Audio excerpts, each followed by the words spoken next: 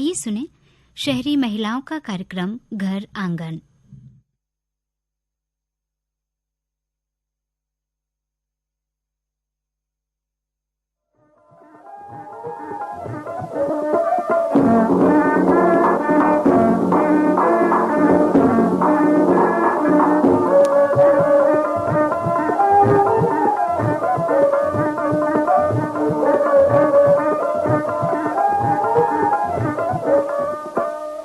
ना दिन को सुकून ना रात को आराम, निकल पड़ा है इंसान बस रोजी रोटी के लिए।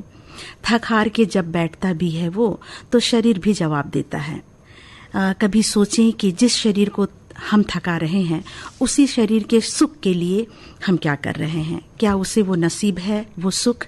कहीं ये हमारे मुख से निकले हुए शब्द कहीं ऐसा तो नहीं कि अब तो घबरा के ये कहते हैं कि मर जाएंगे और मरकर भी चैन ना पाया तो कहाँ जाएंगे। ये बातें हम कई बार सुनते हैं और निराशा हमारे जीवन में आती है, लेकिन निराशावादी दृष्टिकोण बिल्कुल भी ठीक नहीं है बहनों। ये एक समस्या है। ये तो जिंदगी में उसका निराकरण भी है और उसे हमें ढूंढना है। यूं थक कर बैठ जाना, अपने ही लम्हों की उधारी में यूं ही रहते हुए जिंदगी बसर कर लेना, ये ठीक नहीं। तो बहनों, शामिल हो जाइए कार्यक्रम घर आंगन में और कबूल कीजिए प्रवीणा पॉल का स्नेहिल अभिवादन। नमस्कार। और जैसे कि आज हमने बातों की शुरुआत की है कि जिंदगी को खुशहाल बनाए रखने, पॉजिटिव सोच की, स्वस्थ तंदुरुस्त रहने की, व परिवार को रखने की, तो इन सब बातों के लिए आपको अपने जीवन में कुछ जरूरी स्टेप लेने होंगे। देखिए, मरुस्थल में हो या मधुबन में हो जिंदगी, किंतु अनुशासन में रहे। सद्विचारों की प्रभु हमें सृष्टि दे, पहचान में अपने को लूं, ऐसे हमें सुंदर दृष्टि दे। ऐसा होना हमारे लिए बहुत जरूरी है, क्योंकि हमें अपने आप को पहचानना बहुत जरूरी है। अपने परिवार को पहचानना जरूरी है कि हम में क्या क्या कमी है और क्या क्या अधिकता भी है, और फिर आगे बढ़ें परिवार के साथ, एक स्वस्थ परिवार को लेकर। और इन सारी बातों के लिए स्वस्थ रहना व तंदुरुस्त रहना बहुत ज्यादा जरूरी है, क्योंकि एक बीमार इंसान सिर्फ तकलीफ सहता है और इससे निजात पाने का उपाय करता है, और वहीं एक स्वस्थ व्यक्ति बहुत सारी ऊंचाइयां, गहराइयां, महत्वाकांक्षाओं के साथ खुद का, समाज का, देश का विकास करता है, सबको पीछे छोड़कर आगे बढ़ता है। क्या आप भी ऐसी ही जिंदगी जीना चाहते हैं? तो सबसे पहले जरूरी है अपने शरीर का ख्याल रखना, उसे स्वस्थ रखना, फिट रखना। जून 21 को हमने अंतर्राष्ट्रीय योग दिवस मनाया, खूब योगा किया और कराया भी, फायदे और नुकसान पर ढेरों बातें की, शिविर लगाया, लेकिन कुछ समय के बाद हम अपनी सामान्य दिनचर्या में लग गए। रक्षाबंधन का त्यौहार भी हमने पिछले दिनों मनाया, रक्षा की बातें की, फिर वो बातें भी रह गई। कहने का मतलब ये है कि दिन या सप्ताह मनाया जाना उसे उस दिन की अहमियत बताता है, साथ ही ये कि इसे हम एक दिन या एक सप्ताह तक ना सीमित रखें, वरन अपनी दिनचर्या में भी शामिल करें, तब होगी इसकी सार्थकता।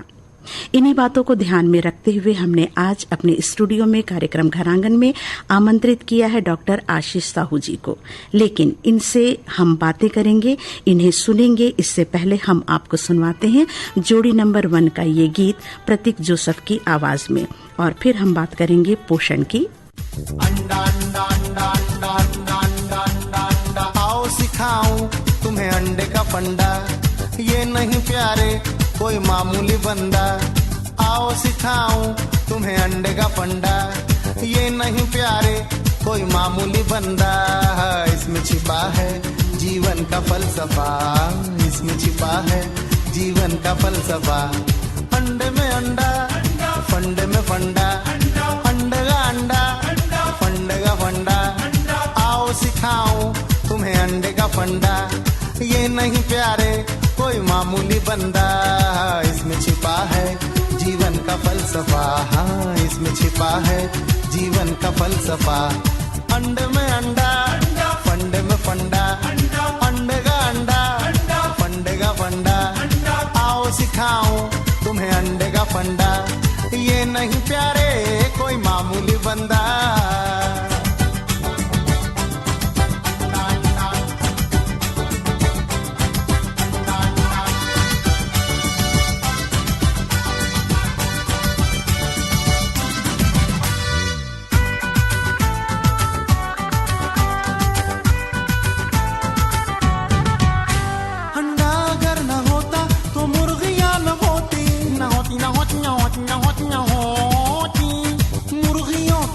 मजे की पार्टियां न होती, घर पार्टियां न होती तो आशिकी न होती, जो आशिकी न होती तो जिंदगी न होती।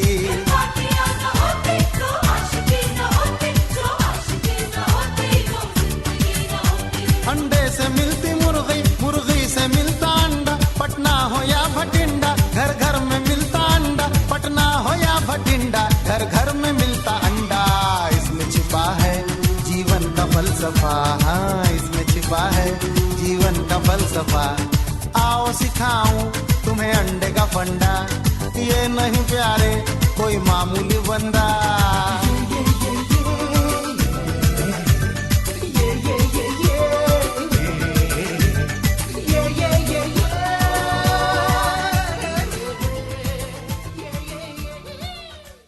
बहनों, इस गीत को सुनकर यकीनन माइंड तो बिल्कुल आपका फ्रेश हो गया होगा, लेकिन आपको बता दूं कि अंडा खाने में आंखों की रोशनी बढ़ती है, मस्तिष्क स्वस्थ रहता है। अंडे में एंटीऑक्सीडेंट, एंटी इन्फ्लेमेंट पाया जाता है। इसमें protein, vitamin B12, vitamin D पाया जाता है। कहने का मतलब अंडा एक पोषक आहार भी है, हमारे शरीर के लिए पोषण प्रदान करता है। तभी तो कहते हैं ना कि संडे हो या मंडे रोज खाएं अंडे। और अब कार्यक्रम को आगे बढ़ाते हुए हम बातें करते हैं डॉक्टर आशीष साहू जी से। डॉक्टर साहब, कार्यक्रम घर आंगन में आपका बहुत बहुत स्वागत है। स्नेहिल अभिवादन के साथ नमस्कार। धन्यवाद मैडम। तो सबसे पहले मैं आपसे ये जानना चाहूंगी डॉक्टर साहब कि ये पोषण है क्या? मैम देखिए, जीवन को चलाने के लिए हमें ऊर्जा की आवश्यकता होती है और ऊर्जा हमें भोजन से ही प्राप्त होता है। तो हम परिभाषा में जाए तो भोजन प्राप्ति करने से लेकर उसका पाचन और अवशोषण मतलब उसका बॉडी में एब्सॉर्प्शन तक की क्रिया को हम पोषण या न्यूट्रिशन कहते हैं। और पोषण में basically protein, vitamin, fat, minerals, carbohydrate, fibre और वाटर ये आते हैं। मतलब लगभग 6 है ना आहार आते हैं जी। तो ये हमारे पोषण जो है हमारे शरीर के लिए बहुत जरूरी है। और ये जो 5 और भी चीजें हमारे पोषण में तो शामिल होती हैं, लेकिन ये इसका संबंध किन बातों से है? मैम देखिए, पोषण तो ये मोटा मोटा हम बोल देते हैं, लेकिन पोषण तब सही होता है जब ये संतुलित मात्रा में रहे। ऐसा नहीं है कि हम कार्बोहाइड्रेट ले रहे हैं तो सिर्फ कार्बोहाइड्रेट ही ले रहे हैं। इसका एक संतुलित मात्रा होता है, जिसको हम मेडिकल टर्म में बोलते हैं संतुलित आहार बोलते हैं, बैलेंस्ड डाइट बोलते हैं। बैलेंस डाइट इसलिए जरूरी है कि हमारे भोजन के विभिन्न प्रकार के पोषक तत्व एवं वो उस अनुपात में होने चाहिए जिससे हमारी शारीरिक गतिविधि, जो हमारी दैनिक दिनचर्या की गतिविधि है, वो उसकी आवश्यकता की निरंतर पूर्ति होते रहे। उसी को हम बोलते हैं बैलेंस डाइट बोलते हैं। बैलेंस डाइट में कार्बोहाइड्रेट, फैट, जैसे कि मैंने बताया था 6 प्रकार की आती हैं। तो इनके में डाइवर्सिफिकेशन है, मतलब कार्बोहाइड्रेट की कितनी अमाउंट होनी चाहिए हर दिन के, प्रोटीन की कितनी होनी चाहिए, फैट की कितनी होनी चाहिए, वाटर इंटेक कितनी होनी चाहिए। जैसे कि हम लें तो हर दिन के हिसाब से कार्बोहाइड्रेट हमें एनर्जी प्रदान करता है। 50 से 60% खाना कार्बोहाइड्रेट हमारे शरीर में हर दिन जाना चाहिए। इसके मेन सोर्स होते हैं गेहूं, चावल, ब्राउन राइस, रागी, बाजरा, ज्वार। तो ये जैसे हम इस बात को जानते हैं कि ये सारी चीजें, जैसे आपने बताया डॉक्टर साहब की संतुलित आहार है, तो ये संतुलित आहार हमको कितनी कितनी मात्रा में लेना है? क्या अलग अलग उम्र के लोगों को संतुलित आहार की मात्रा कम ज्यादा तो लेते हैं, लेकिन एक सही मात्रा जो होनी चाहिए वो है क्या? कि जैसे पुरुष है या स्त्री है या बच्चा है, तो उसको कितनी मात्रा में जरूरत होती है? हाँ जी मैम जी, हर वर्ग के हिसाब से, चाहे वो स्त्री हो, पुरुष हो, बच्चा हो, बड़े हो, उनके हिसाब से अलग अलग लोगों के हिसाब से हमको निकालना पड़ता है कि इसका कितना अमाउंट हम देंगे। जैसे कि सामान्य दिनचर्या के हिसाब से अगर बच्चे हैं और बूढ़े हैं, उन्हें 1600 किलो कैलोरी का आवश्यकता पड़ती है पर डे अपना दिनचर्या को कायम रखने के लिए।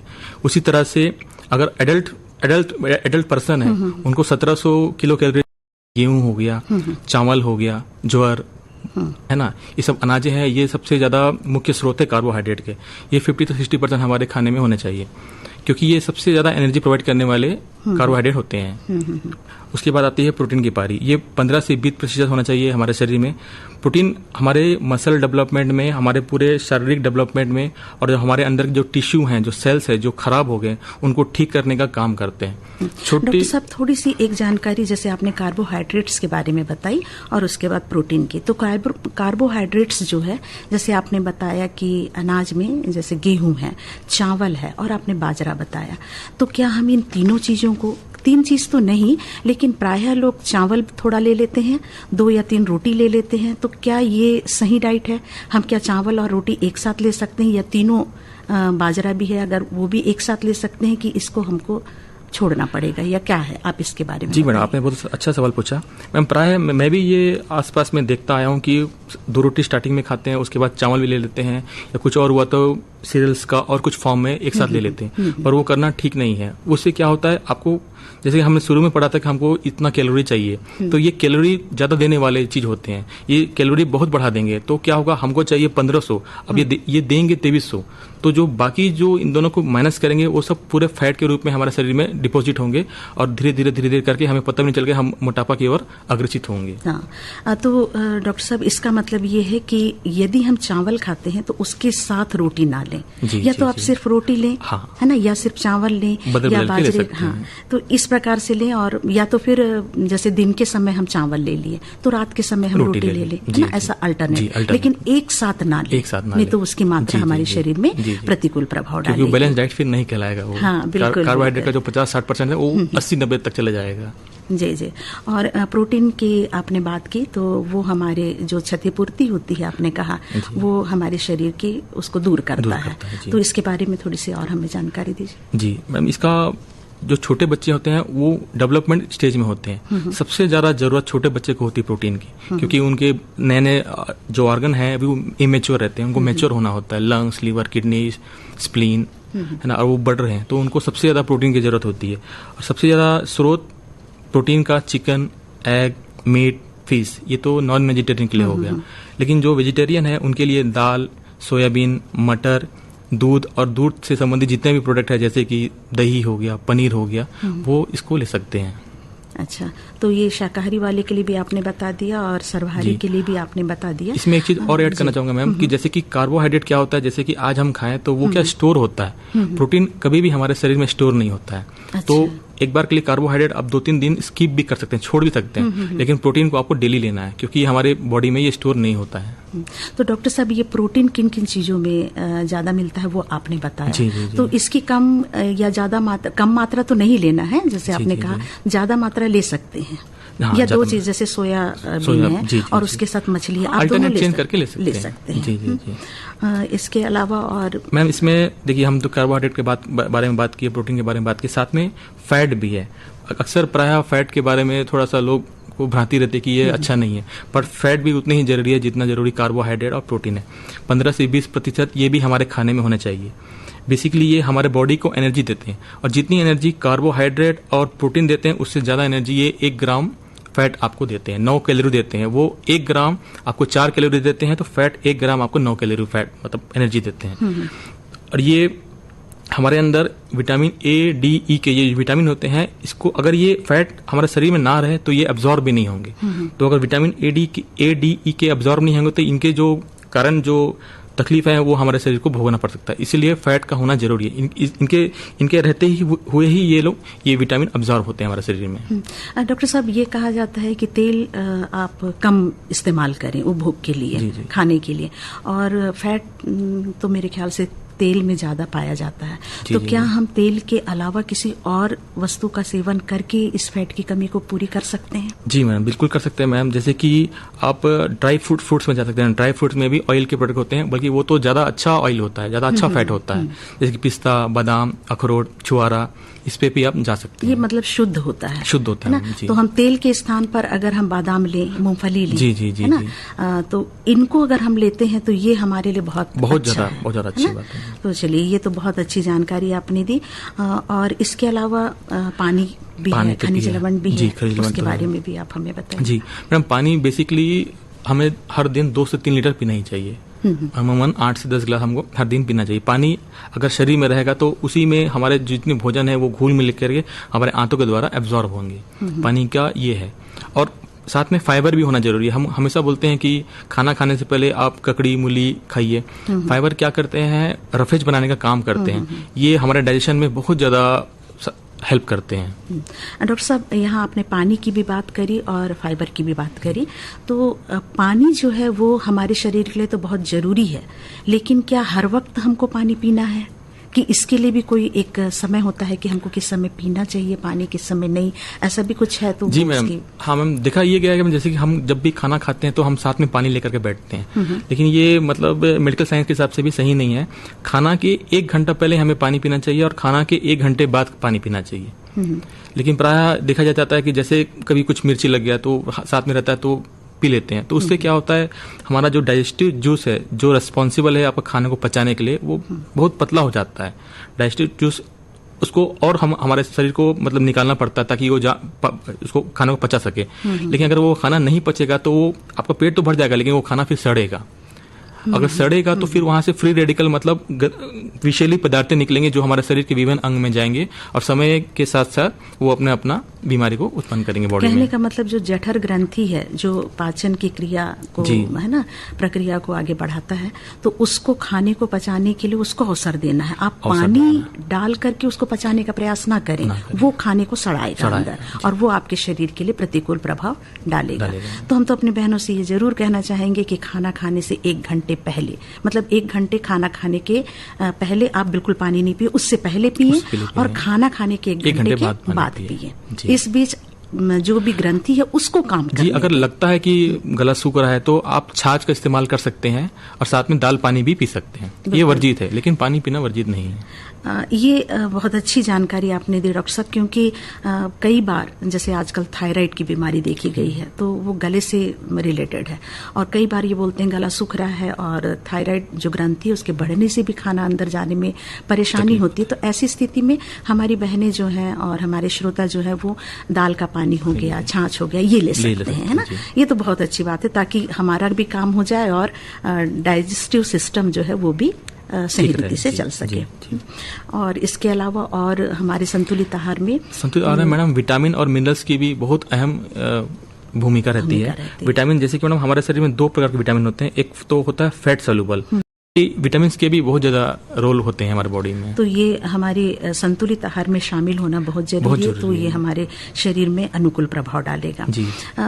डॉक्टर साहब, अभी क्योंकि बारिश का मौसम है और इन दिनों में बारिश से जैसे ककड़ी है, मूली है, ये तो हमको बाजार में देखने को मिलते हैं। हम आपसे ये जानना चाहेंगे कि इस मौसम में हम अपने पोषण में किन चीजों को शामिल करें और किससे ना शामिल करें। जी मैडम, आपने सही बोला। अभी तो वर्षा ऋतु चल रहा है, तो मैडम मैं पहले आपको ये बताना चाहूँगा कि हमें क्या नहीं खाना चाहिए।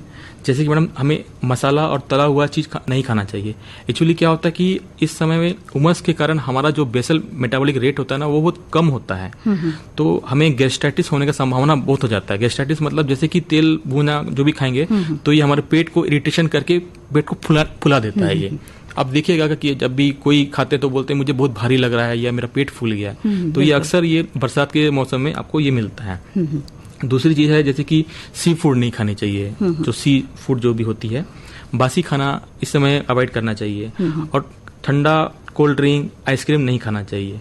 और जैसे कि हमेशा हम बोलते आए हैं कि हमें ग्रीन लीफी वेजिटेबल खाना चाहिए, पालक, पत्ता गोभी, लेकिन अभी इस टाइम में नहीं खाना चाहिए। क्या होता है कि जितने पत्तेदार होते हैं उसमें क्या होता है कि जब पानी गिरता है और पानी थमता है तो उमस आती है। उमस आने से वजह से क्या होता है, बहुत सारे फफूंद उसमें उसके इर्द गिर्द लगने लगते हैं और बहुत सारे माइक्रोब्स लगने लगते हैं जो हमें नॉर्मली दिखाई नहीं देता है।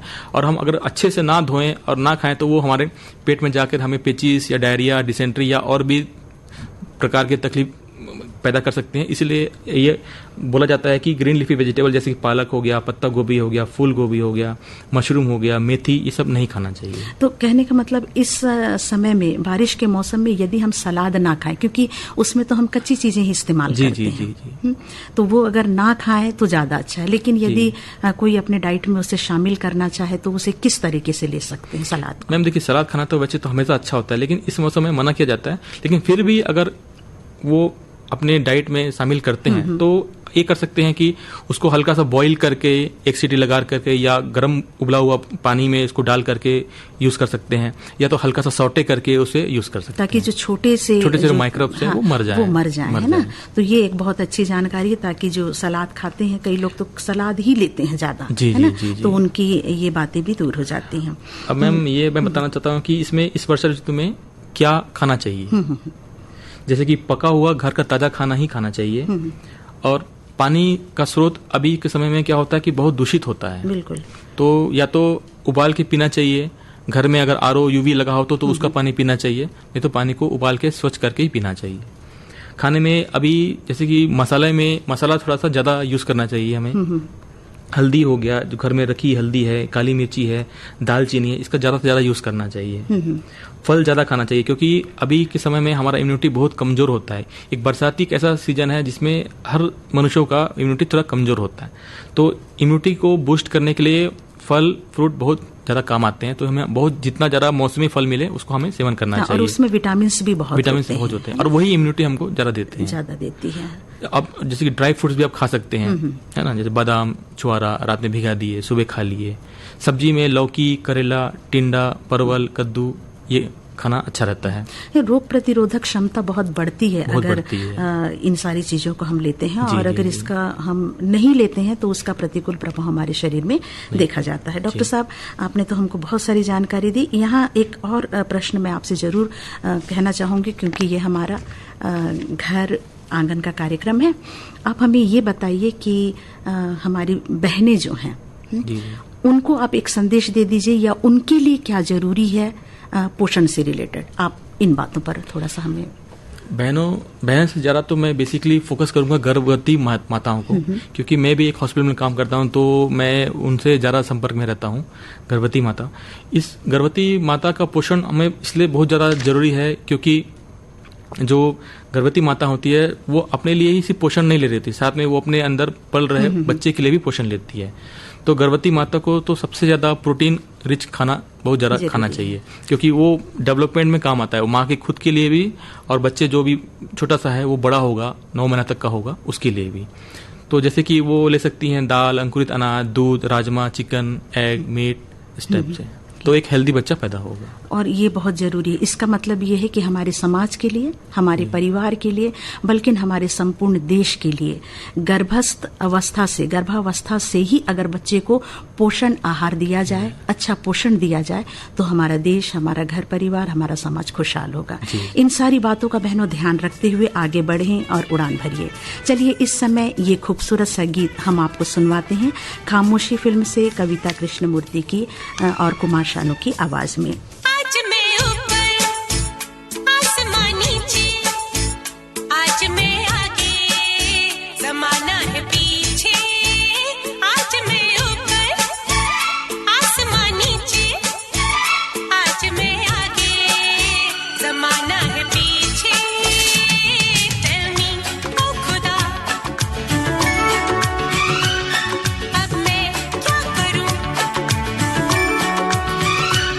चलो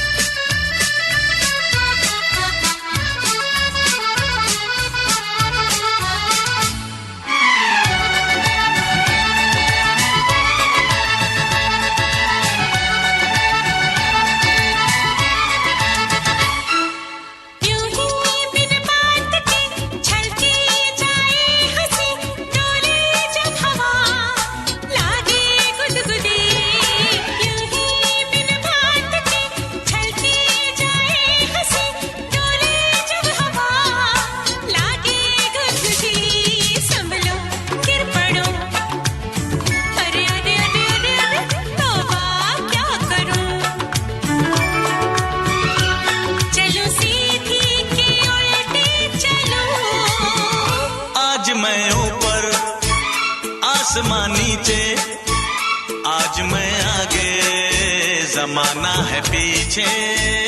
आज मैं ऊपर आसमां नीचे, आज मैं आगे जमाना है पीछे। इल्मी ओ खुदा